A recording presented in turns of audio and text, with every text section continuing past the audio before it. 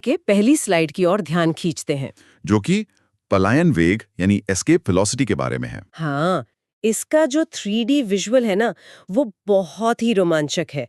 इसमें एक पारदर्शी ग्लास डोम है और और उसके अंदर हमारी पृथ्वी है। बिल्कुल, और एक रॉकेट पूरी ताकत से आग उगलते हुए उस डोम को चीरकर अंतरिक्ष की ओर निकल रहा है। ये विजुअल ग्रेविटी की अदृश्य पकड़ को दिखाता है कि कैसे ग्रेविटी हर चीज को वापस खींचती है। लेकिन एक खास रफ्तार पर फेंकी गई चीज कभी वापस नहीं आती ना। सही कहा, उसी को एस्केप वेलोसिटी कहते हैं। पर इस रॉकेट को देखकर मेरे मन में एक सवाल आ रहा है, क्या सच में धरती की पकड़ से आजादी मुमकिन है? मतलब, क्या रॉकेट का भारी वजन इसमें कोई रुकावट नहीं डालता? यही इस कॉन्सेप्ट का सबसे दिलचस्प हिस्सा है। एस्केप वेलोसिटी के फॉर्मूले में वस्तु का अपना द्रव्यमान पूरी तरह से कट जाता है। अच्छा, तो रॉकेट भारी हो या हल्का, इससे कोई फर्क नहीं पड़ता? एकदम नहीं, ये पूरे तरह से सिर्फ उस ग्रह के गुरुत्वाकर्षण पर निर्भर करता है। ओह, इसीलिए यहाँ स्लाइड के कोने में एक लाल रंग का एग्जाम अलर्ट बॉक्स ब्लिंक कर रहा है। हाँ, एग्जाम्स में ये सीधा पूछा जाता है। पृथ्वी के लिए ये पलायन वेग 11.2 किलोमीटर प्रति सेकंड है। बाप रे, 11.2 किलोमीटर प्रति सेकंड, ये तो पलक झपकती ही गायब होने वाली रफ्तार है। और वहीं अगर चांद की बात करें तो वहां का गुरुत्वाकर्षण कम है, इसलिए वेलोसिटी सिर्फ 2.4 किलोमीटर प्रति सेकंड रह जाती है। चलिए, अंतरिक्ष से धरती पर आते हैं और अगली स्लाइड की ओर बढ़ते हैं। जो प्रणोद और दाब यानी थ्रस्ट और प्रेशर पर है। हाँ, इसमें विजुअल में एक नीले कुशन पर सोने का एक चौकोर क्यूब रखा है। और उस पर ऊपर से एक लाल रंग का तीर दबाव डाल रहा है जिस पर थ्रस्ट लिखा है।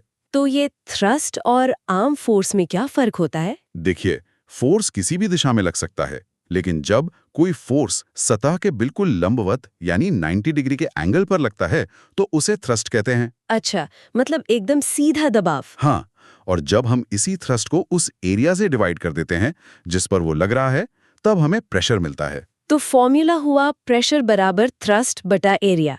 बिल्कुल, इसका सीधा सा मतलब है कि अगर एरिया कम होगा तो दाब बढ़ जाएगा। जैसे कील का उदाहरण ले लीजिए, वो नुकीली होती है इसलिए आसानी से घुस जाती है। समझ गई। और यहाँ एग्जाम अलर्ट में लिखा है कि प्रेशर का मात्रक पास्कल होता है। जैसे न्यूटन प्रति मीटर स्क्वायर भी कहा जाता है। ये एग्जाम्स के लिए बहुत जरूरी पॉइंट है। तो चलिए, घनत्व यानी डेंसिटी की अगली स्लाइड पर आते हैं। यहाँ डेंसिटी को समझाने के लिए दो 3D क्यूब्स की तुलना की गई है। हाँ, एक चमकता हुआ पानी का क्यूब है और दूसरा ठोस धातु यानी लोहे का क्यूब है। ये विजुअल साफ बताता है कि किसी जगह में पदार्थ कितना ठूस ठूस कर भरा है। इसे मास और वॉल्यूम का अनुपात कहते हैं। मतलब ये देखकर ही हैरानी होती है कि कैसे लोहे का घनत्व पानी से बहुत ज्यादा होता है, जबकि दोनों का आकार एक जैसा ही दिख रहा है। ऐसा इसलिए क्योंकि लोहे के परमाणु पानी के अणुओं के मुकाबले बहुत ज्यादा करीब और सघन तरीके से पैक होते हैं। और यहाँ लाल बॉक्स में जो एग्जाम अलर्ट है वो भी पानी से ही जुड़ा है। हाँ, विज्ञान में पानी के घनत्व को एक स्टैंडर्ड रेफरेंस पॉइंट माना जाता है। परीक्षा के नजरिए से याद रखना जरूरी है कि पानी का घनत्व 1000 किलोग्राम प्रति घन मीटर होता है। और शायद इसीलिए अगली स्लाइड आपेक्षिक घनत्व यानी रिलेटिव डेंसिटी पर है। बिल्कुल, हम इसी स्टैंडर्ड का इस्तेमाल करके बाकी चीजों की तुलना करते हैं। इस स्लाइड का विजुअल बड़ा दिलचस्प है। एक पानी से भरा बीकर है और बगल में सोने की प्लेट पर एक धातु की गेंद रखी है। ये विजुअल पानी के मुकाबले किसी पदार्थ की तुलना को दर्शाता है। तो इसका फॉर्मूला होगा पदार्थ का घनत्व बटा पानी का घनत्व। सही कहा। उदाहरण के तौर पर पारे की रिलेटिव डेंसिटी 13.6 होती है। इसका मतलब है कि पारा पानी से 13.6 गुना भारी है। लेकिन यहाँ एग्जाम अलर्ट बहुत ही ट्रिकी लग रहा है। हाँ, और यही एग्जामिनर्स स्टूडेंट्स को फंसाते हैं। चूंकि रिलेटिव डेंसिटी दो समान राशियों का अनुपात है, इसलिए दोनों के मात्रक आपस में कट जाते हैं। ओह, तो मतलब ये एक मात्रकहीन या यूनिटलेस राशि है, इसका कोई मात्रक नहीं होता। एकदम सही। अब बात करते हैं पानी के उस बर्ताव की जब हम उसमें कोई चीज डालते हैं, यानी उत्प्लावन बल या बुओयंसी वाली स्लाइड। हाँ, विजुअल में देखिए, कांच के टैंक में पत्थर डूब रहा है और जो पानी वहां से हट रहा है वो एक छोटी ट्रे में गिर रहा है। और पत्थर पर दो तीर हैं। नीचे की ओर लाल तीर जो वजन है और ऊपर की ओर नीला तीर जो बुओयंसी। तो जब कोई चीज पानी में जाती है तो पानी विस्थापित होता है और ऊपर की तरफ एक बल लगाता है। क्या इसी वजह से पानी में भारी पत्थर हल्का लगता है? बिल्कुल। पानी हमेशा विस्थापन का विरोध करता है और ऊपर की ओर धक्का देता है। और इसी धक्के की ताकत को मापने के लिए यहाँ एग्जाम अलर्ट में आर्किमिडीज का सिद्धांत दिया गया है, जो कहता है कि उत्प्लावन बल हमेशा विस्थापित तरल के भार के बराबर होता है। ये तो बहुत ही लॉजिकल है। चलिए अब डूबने और तैरने के नियमों वाली स्लाइड पर चलते हैं। लॉज ऑफ फ्लोटेशन, इसमें 3 गिलासों का दृश्य है। हाँ, पहले में लोहे की कील डूब गई है, दूसरे में एक पीला ब्लॉक तैर रहा है और तीसरे में एक पनडुब्बी बीच में रुकी हुई है। ये तीनों स्थितियां डेंसिटी का ही खेल हैं।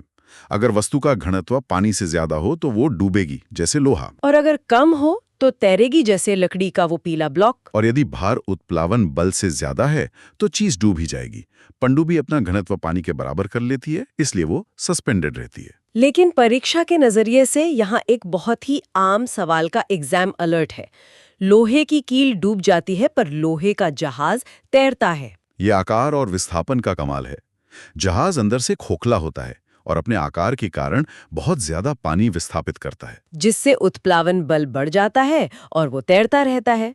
चलिए अब मेहनत और फिजिक्स के कार्य में क्या अंतर है, ये अगली स्लाइड पर देखते हैं। कार्य यानी वर्क। इसका विजुअल बहुत ही मजेदार है। एक तरफ एक पुतला पसीने से तरबतर होकर दीवार को धक्का दे रहा है और वहां लाल रंग का क्रॉस मार्क है, और दूसरी तरफ एक व्यक्ति ट्रॉली खींच रहा है जिसपे हरा चेक मार्क लगा है। सच कहूं तो मुझे उस दीवार वाले व्यक्ति की मेहनत पर तरस आ रहा है। लेकिन फिजिक्स के नियम भावनाओं पर नहीं चलते। फिजिक्स में कार्य तभी माना जाता है जब विस्थापन यानी डिस्प्लेसमेंट हो। मतलब दीवार को धक्का देने में सारी एनर्जी खर्च हो गई, लेकिन विस्थापन शून्य रहा, तो कार्य भी शून्य हुआ। बिल्कुल। फॉर्मूला है W बराबर F गुणा D गुणा cos थीटा। और यहाँ एग्जाम अलर्ट है कि कार्य का मात्रक जूल है और 1 जूल 10 की घात 7 अर्ग्स के बराबर होता है। सही। और शून्य कार्य को गहराई से समझने के लिए अगली स्लाइड बहुत अहम है। हाँ, इसमें एक कुली सिर पर सामान रखकर सीधा चल रहा है। और सबसे जरूरी बात, बल और विस्थापन के बीच 90 डिग्री का कोण चमक रहा है। ये 90 डिग्री का कोण ही सारा खेल बदल देता है ना? बिल्कुल, क्योंकि त्रिकोणमिति में cos 90 की वैल्यू शून्य होती है। कुली गुरुत्वाकर्षण के विरुद्ध शून्य कार्य कर रहा है। ये रोजमर्रा की जिंदगी का एक बड़ा धोखा लगता है।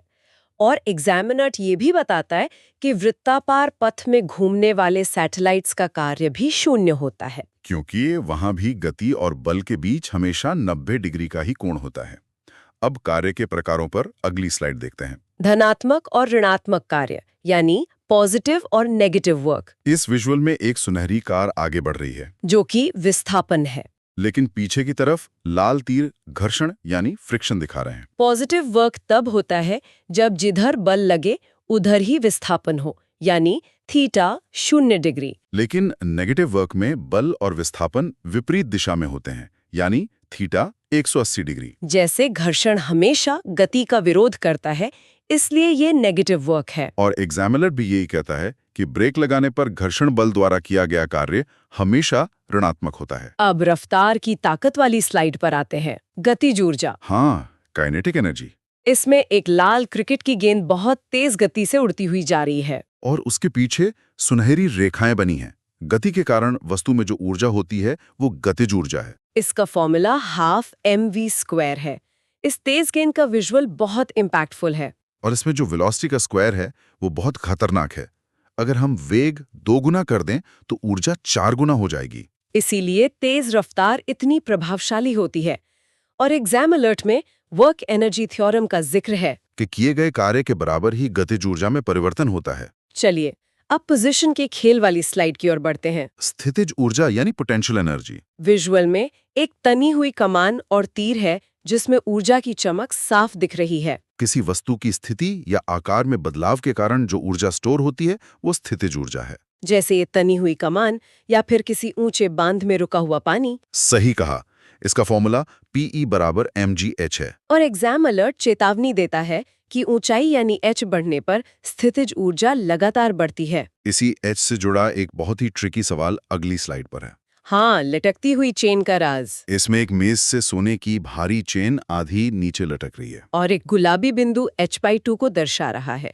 अगर कोई पूछे कि इस लटकती चेन को ऊपर खींचने में कितना कार्य होगा, तो क्या जवाब होगा? ज्यादातर लोग गलती करते हैं और पूरी लंबाई ले लेते हैं, लेकिन ट्रिक ये है कि पूरी लंबाई मत लो, लटकते हुए भाग का सेंटर ऑफ मास लो। जो कि बिल्कुल बीच में यानी L/2 या H/2 पर होता है। बिल्कुल।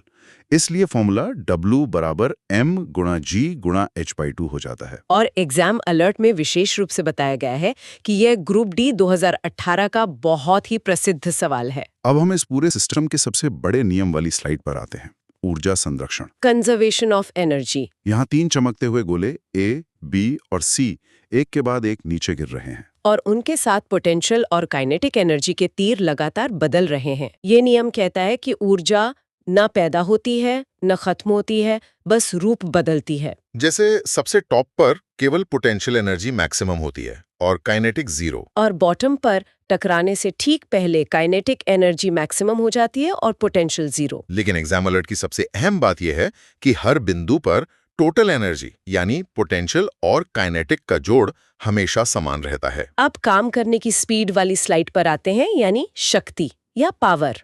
इसमें एक स्टॉपवॉच और एक चमकता हुआ लाइट बल्ब दिखाया गया है। कार्य करने की दर को ही शक्ति कहते हैं। फॉर्मूला है P बराबर W/T। और इसका मात्रक वॉट होता है, जो जूल प्रति सेकंड है। एग्जाम अलर्ट में हॉर्स पावर की बात की गई है। 1 हॉर्स पावर 746 वॉट्स के बराबर होता है। और इसी के साथ हम अंतिम स्लाइड पर आ गए हैं, जो एक मास्टर फॉर्मूला शीट है। इसमें एक रहस्यमयी चमकती हुई किताब खुली है, जिसके ऊपर हवा में सारे फॉर्मूले तैर रहे हैं। W गतिज ऊर्जा, स्थितिज ऊर्जा, शक्ति, दाब, इन सब फॉर्मूलों को एक साथ देखना एक बेहतरीन रिकैप है।